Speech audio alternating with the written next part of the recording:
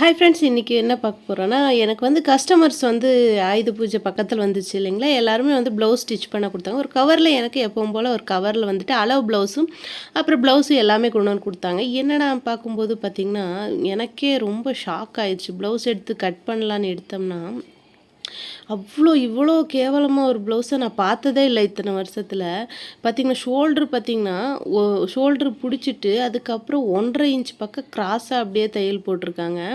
அதுக்கப்புறம் பார்த்திங்கன்னா, இது வந்து பேக் நெக் பார்த்திங்கன்னா, எவ்வளோ ப்ராடுனா சொல்லவே முடியாது. அவ்வளோ கீழே வரைக்கும் அது தைக்கிறது தப்பில்ல.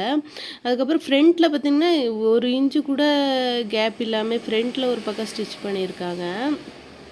ஷோல்ட்ரு, கை எல்லாமே எதுவுமே இதில் வந்து பர்ஃபெக்டாக இல்ல. அதில் வந்து அயர்ன் பண்ணுறதுக்கு கூட என்னால் முடியல. அந்த அளவுக்கு மோசமான ஒரு ப்ளவுஸ் இப்போ தான் நான் பார்க்குறேன். இந்த மாதிரி